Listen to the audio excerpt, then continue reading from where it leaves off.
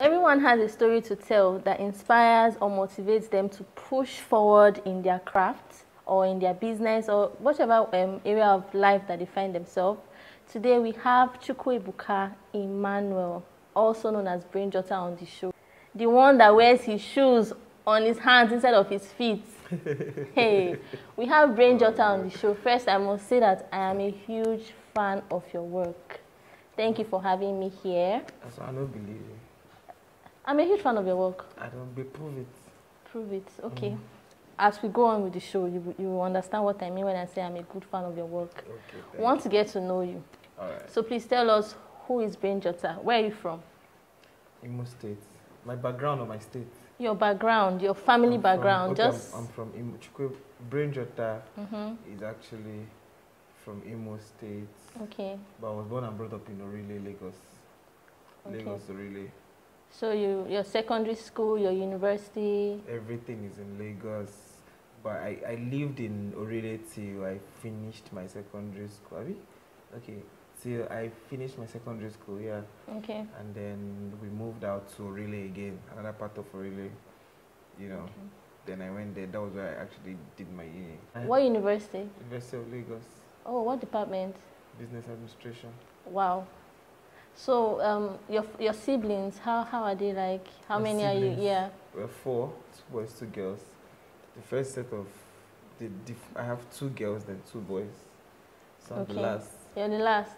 Yeah, you know. So growing up in your home, how was it like? Were you always the funny child, or were you always very serious? I was always the funny child as regards they laugh you. They know they laugh your joke. They are laughing at you because when you come there, crack joke when not funny. They pity you. Sometimes they donate laugh. So it's not like I wasn't funny to my family because those guys are difficult. Do you understand? Yeah. You know, they too laugh. You know they're quick funny except you give them money or except that they owe you money. So when they owe you money, everything way crack go funny. But when they have nothing to lose, yeah, they could even plan you. Mono laugh.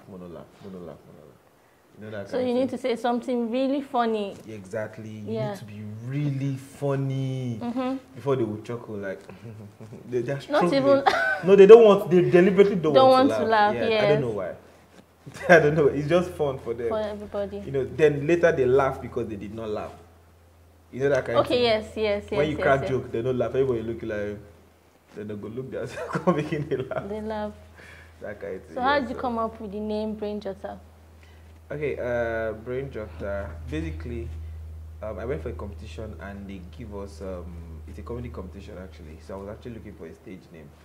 So then they started giving us topics to crack jokes on. So you know when they give you topic on fire, and everybody they crack joke on how hellfire, this fire, that fire, and you could just come crack different. I don't know. I just begin to pick jokes from a different angle that has to do with fire but not really fire like that. If you say sci-fire man, okay, you know that kind of thing, but not compulsorily the actual fire. So somebody just been called and said, this guy, it's your brain. Like say they jot jokes or whatever, something like that. So it was just a guy, and I was looking for a stage name. Then I was at the answer name of one dog, MC Bukiski. Wow. Bukiski. Yeah, so I was actually looking at changing the name. Then I just call myself BRAINJOTTER. Yeah. Good. So let's talk about your comedy now, right? When did you actually start comedy? Okay, I think there was actually not a time when I don't know when I started because I just discovered that you know this kind of thing you just always crack jokes because I used to watch Night of 1,000 Laughs, so I cracked those people's jokes. Okay. And then from there I started getting my own jokes. Started doing stand-up comedy. Nobody say I actually just wake up one day and say I want to start. And sometimes say it was part of me, then boom. That kind of thing. Yeah. Your online comedy now, because now you said it has always been a part of you. Yeah. Now when did you actually hold a camera? When did you actually form a group? Okay. That let's do this thing and put it out there. When did you actually start that? Well, the first time I held a camera, a phone to shoot comedy was my first day I work in Lekki. I worked in a dry cleaning firm. Okay. So I just catch that cruise of making skits and then I just liked it personally. Do you understand? So I think that was like in 2017. 2017. Yeah. So but then I didn't even know there was anything like content creation or I just You're just doing it for the fun of it. Yeah. Then later on, I discovered I can post them on Facebook. You know, so I started posting on Facebook, but my major market then was WhatsApp.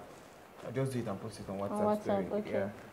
So then I started posting on Facebook, but nothing happened. Then I made a video that went viral, and I don't even know what they call viral. I just feel like some people blow, they get too head. You know that kind of thing. I just feel like you did see yourself even in that. Like, yes. I don't have plans of being famous. Yeah, I didn't like have plans of. I just did do. What you like? On WhatsApp. Yes. So one time I posted one video on Instagram, and then I was praying that this video go get like 200 views like this. I don't blow.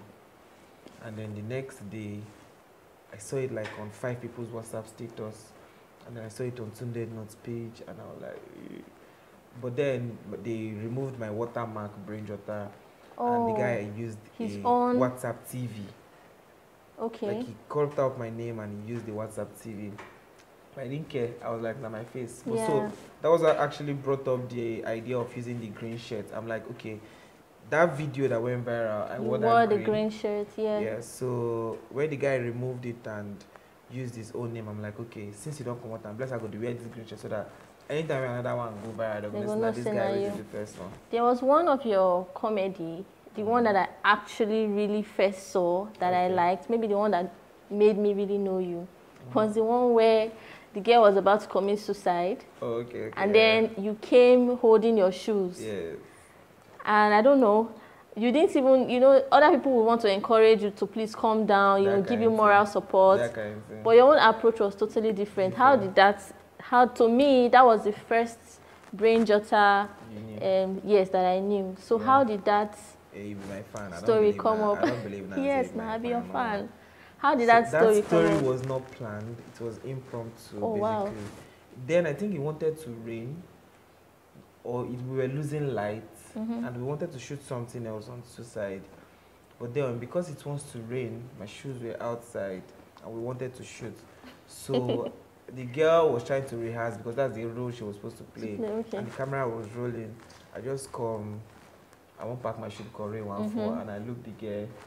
I just leave her come out. Do you understand? Yes. So it was actually planned. And then when I watch them, it didn't just bust my head. Sense. And I did very difficult to laugh. Like I know they too laugh for jokes. Do you understand? Yeah. So I felt like the thing just funny died to me. So I just posted it and it went viral. Did you later shoot the main story that you had planned to? That's how they use the main story, That's how they use that do. So, for those of you who do not know out there, BRAINJOTTER has so many characters, right? Wow. Sometimes you are the lawyer that doesn't win case. There was one of your skits that I saw. You and your clients, you were both arrested. Okay. And then there's something now that you're doing, the granny. Yeah. Who writes your storylines? Don't worry yourself. This one they don't check my bio. What inspires your stories? A lot of things, actually. I think that's where the BRAINJOTTER comes in. Now, first thing is I actually like hanging out with naturals. Okay. Besides, I don't really know how to pick that. I want to work with, I just see myself vibing with you. So the guy I shoot with, that's director Sweet. Okay. I feel he's a natural, in as much as he's not a comedian, but he has a very good sense of humor that waiting funny. So I might bring this story from my head, pitch it to him or any other natural around, because majority of my friends they be naturals. Do you get my team? So I just pitch it to them. How about this one happened, and then at the end of the day, we just talk about it and make it stronger. Do you understand? Yeah. And most of the time, we we just say, okay, set the camera. How about this story? It's never funny to us, but we'll just shoot them. Along the line, as long as we shoot them, small time, it can begin to make sense. That kind of thing. Yeah. So that's actually how we do it. So there's this fellow comedian of yours known as OGB RECENT CULTIST. Okay. I'm sure you know him very well. Yeah, very well. He sounds like you. Okay. Do you feel threatened, you know, or bothered when people or fellow comedians either sound like you, or tend to act carefree like you, or tend to use your name? All right, I want to tell you how happy I am, how fulfilled I am to see people, first of all, to see people say somebody sound like you, not you sound like somebody. Okay. Do you understand? Yeah, that makes me understand that, oh, okay, you are visible. Do you understand? You're recognized. You know, when you come outside and somebody, you do something, now, OGB Recent might be talking that way, like not compulsorily trying to act like BRAINJOTTER, but because I feel I've made a mark or I've done something to make people be like, oh, this person sounds like this person. Do you understand? Yeah. So that way I feel very, very encouraged. It's like, see, you know, there's no intimidation, no, like I'm very happy. I went to an event with OGB Recent. Like I was glad. I didn't even tell them content to say we go even shoot together. So we should wait for a future between both of you. Amen. So, so I was telling him something we could do to stick together. I was even advising him on how to, you know, stay even more relevant. Yeah. Do you understand? So it's no rival at all. Like I like the guy, and any other person who wants sound like me, feel free, man. It gave me joy, you know. I was young, I understand. So give us 3 Nigerian comedians that inspire you. Just 3. I know you have a lot of them. Okay, just 3. Yes, just give us 3. I have basket mount. Okay. In terms of consistency and creativity and productivity, basket mount. In terms of inspiration, I have Josh Too Funny. Okay. Why? Because I've been going on competition and I cracked to, and I don't get transport to go house. But my mind is I go win the competition. Okay. Yeah. So because the other comedians were stealing jokes, so as I go there, crack my joke, they laugh, but I don't qualify. You know, so now then at that time I can't go sit down. Then somebody called me from afar, and I came. I was thinking how I can go to Orile from Lekki without transport. How I go to do, excuse me sir, please, I left my transport and that kind of thing. So Josh can call me, say to him, oh, let me win. And he gave me his card and he gave me 4,000 naira. Oh wow. So that 4,000 naira made me feel like, bruh, I don't win. Like I felt better than even personal. So from that day, I just see Josh like senior bruh. Okay. Do you understand? And the third person is I think Shaggy, in terms of consistency. Oh, okay. Do you understand? Shaggy is very consistent and hardworking. So those angles, where I feel like I did lack. About Shaggy, the consistency, like if I look, say if I want to relent, I will be like, he mad. Shaggy will start which day, we start how long, you still the fire. Come on, go, you know, that kind of thing. So Shaggy. Just 3. Just 3. I mean. Yeah, just 3. So now, a lot of Sabalo, but no one. Sabalo gave me my first $600.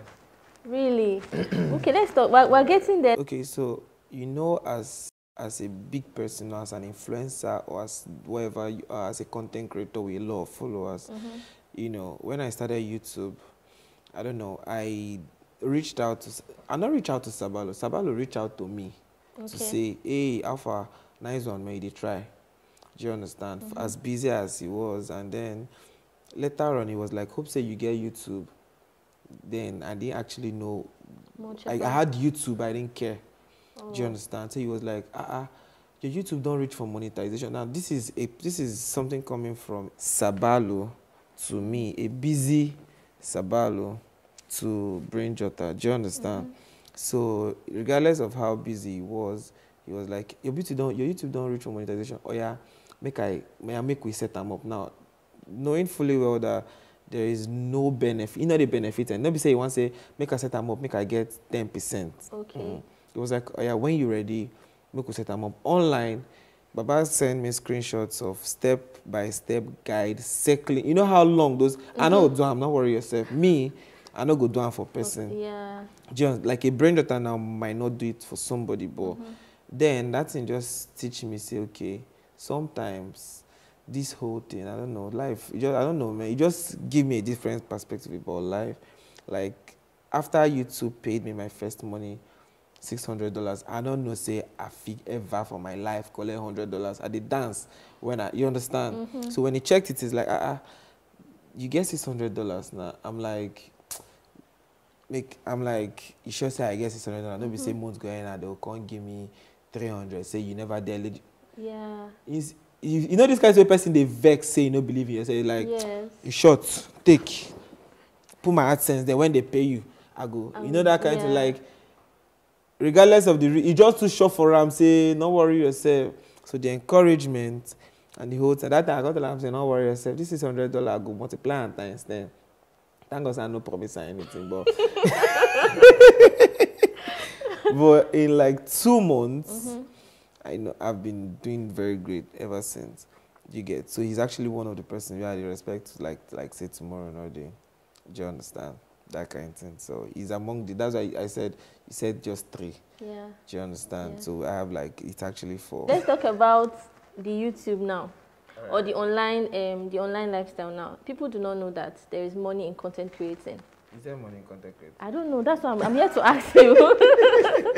People do not, because we are seeing YouTube's doings, we are seeing YouTube's accomplishments, right? And we know it is the content creating you guys do. Except there is another side hustle. Do you have any other thing on the side?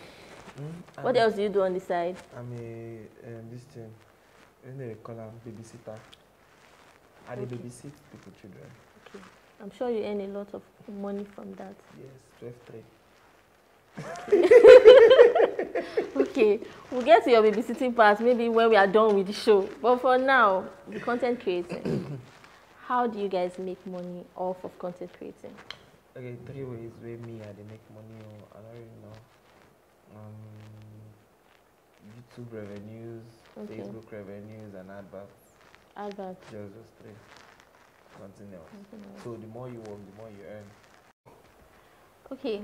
I remember you spoke about your family being the fact that when you say some funny jokes, they do not tend to laugh on purpose. So now you're in the limelight, you now have the fame. Was there a support at some point? Did your family support you in your comedy career?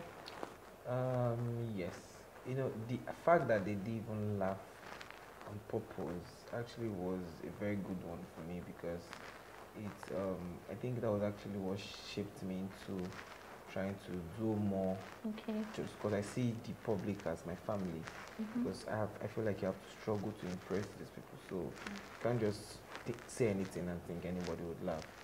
You get that's the first support. And secondly, I feel like in as much as I don't know, I just feel grace worked for me because there was no point when I was like, help me share this video to my family, you know, all those help me share this video. So they might help me do all those things, but I did actually give them a reason, but there was no discouragement at any point, you know, that, oh, you know, funny, oh, you get, it's just cruise, literally. Yeah, so there was no discouragement, but there was no direct encouragement. But they support BRAINJOTTER? Like now? Yes. Now you know support. I will support her, why not? My parents, they call me BRAINJOTTER. My dad, I was surprised like last 2 weeks. I saw his phone and he saved my name as BRAINJOTTER. I'm like, no longer Emeka my son, Ebuka my son. No, okay. He says that BRAINJOTTER. I'm like, wow. That's really nice. Where do you see the comedy industry in the next 10 years? Because now there are a whole lot of skit makers online.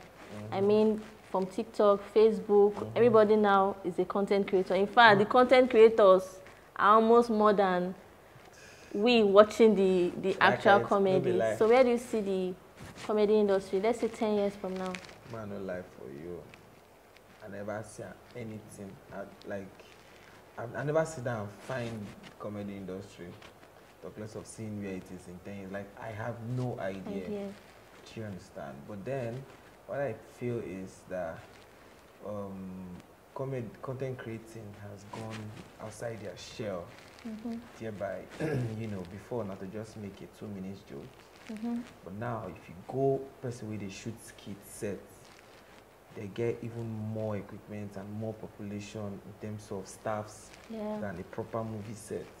So that's to tell you that these guys are ready to work. Do you understand? So I don't think they actually, that it was never like that 4 years ago. If you go to a proper content creators set, they have everything, you know, they are ready to work. They have from the lights, the proper cameras that you use for a Netflix standard movie. They're not here to joke at all. They are not joking. A content creator now is using a red. Like they're using everything Netflix movie standard could use, as long as they need it. Except they don't need them. So if they just need, they get it. That's how hungry they are for greatness or for improvement. You get. So I think in 10 years or more, to be crazy. You know, it will be crazy. I think we would actually take over because it's crazy, man. Because these guys are go-getters. Like say they open them from one cage. As they don't open the cage, like they vampires, like that kind of thing. So that's just it, literally. So what's your advice to your fans out there that are looking to go into content creating but are still contemplating? You understand? What's your advice to those that want to? You understand? First thing is this. First thing is, if you are contemplating, then there's a problem. Do you understand? Now, if you're contemplating to go into content creating, that means you're looking at a result, and that result is always money. And when you have, I won't go into this thing we call money, they had, and I'll lie for you, 70 or 80% of the content creators there just did it for the love of it. Do you understand? These guys literally spend even more than what they earn just to make a video go out there. Do you understand? So if you are contemplating, Shema do this thing, man, when you never even start. You know, so if they say you don't start now, after 3 years, you can't say, Shema give up. Would know, okay. But you never start. You can't contemplate. That means it's not what you're supposed to be doing. Do you understand? So I feel like if you're contemplating, then you have to have a rethink. Or the question should be, are you sure this is what I want to do? But then, if you feel, okay, this is what I want to do, but you don't know how to start, my advice is just start anyhow. You know, sometimes you need money to fund this content. You don't need any. Oh my God, that's the problem. You see, the problem is nobody. Okay, let me give you as per percentage. 60 or 70% of the content creators now did not fund these things with money. Ask questions. It was consistency. Might give you an example. Ever since that my video where you say you like go viral, I never stay 5 days straight or 4 days without shooting something. That was like years ago. I go there restless. Are they crazy? Do you understand? But some people, their video go viral, then relax. You understand? So, Baba, you gotta just stay consistent. Don't worry yourself. You need to be in our faces, so you we see your work. So basically, some of these guys now they get the mindset of now money. You get money. Money they make them fast. You get, but the hunger. Sometimes you go even put money. You go get the money. Wait till how you want to put the money in. So first of all, you need to have the hunger to do it. Secondly, you need to ask questions, mingle with the right set of people. Not compulsorily celebrities, but people will get the same hunger. Do you understand? But I think money is not really. If you get good content, you post good content, you go fly. Don't worry yourself. No matter the equipment you use, no matter who they use, but not before. Not let me talk. Now phone we they use now, not before we they use. We they use phone now. We shoot with phones. We started with phones. We're still using phones. So we're using cameras when necessary. Do you understand? Yes. We're using cameras because we have cameras. We prefer phones. Do you understand? So except probably the resolution, if it's a YouTube content, we prefer a clear resolution because it's on TV, it's YouTube pushes a clearer whatever. But then we find it funnier with a phone. So there's no excuse. Yeah, there's no excuse at all. Okay. So that your phrase, I beg. I beg it that. Okay. What made you start saying it? I beg it that. No. No, it's a question. Right, what made you start saying it? I feel like the truth is, I feel like people today serious for things that are not necessary. Life no hard, now people just wicked. So people today serious for things will not really matter. So, yes, that's like my kind of in a cruise for me, literally. But in a kind of cruise where you don't do. I don't want to hear again. Okay. You know, so I did very simple and real. Do you understand? So for that reason, I don't take unnecessary things seriously. So when you want to bring down unnecessary thing, you won't start to prioritize on unnecessary things. That's my way of saying I want no one here. Yeah. But I don't really say it often in real life. That just online cruise. No worry yourself. Okay. That kind of thing, yeah. So if I don't tell you, I need a pay, no, when they tell me, of course, especially when you never finish your sentence. Shit. Then when they tell me pay me, I don't lie for you, but no one. So what's your message now to your fans out there? My message to my fans basically is that first of all, I'll be sweethearts for real life. You know, I'm not rude. Some people they see me, they say I'm rude. Some people go see me in real life, they go be, the guy come. So go say the guy fine. No. So basically, two things. I'm actually a different person entirely in real life, you know, and I feel like online people just need to loosen up and understand that majority of these things we do are just cruise and just to make people happy. Don't take life too seriously, but people they too take life serious. And I don't understand. Person go tell you, say you wear white to represent the garment of Jesus. Waiting they worry. So don't take life too seriously, you know, and the majority of the things we put out there are just cruise, and we really appreciate you guys. And if you want to be a content creator, the best thing to do is just to start. Just start. No, there's no strategy. Hello everybody, this is no start with hello everybody. Hi guys, this is BRAINJOTTER. No be BRAINJOTTER, na BRAINJOTTER. And keep watching Inspire Me by The Traveler. Normals. You understand? Touch that die note, boy. Normals. Miles and miles on the clear blue sky.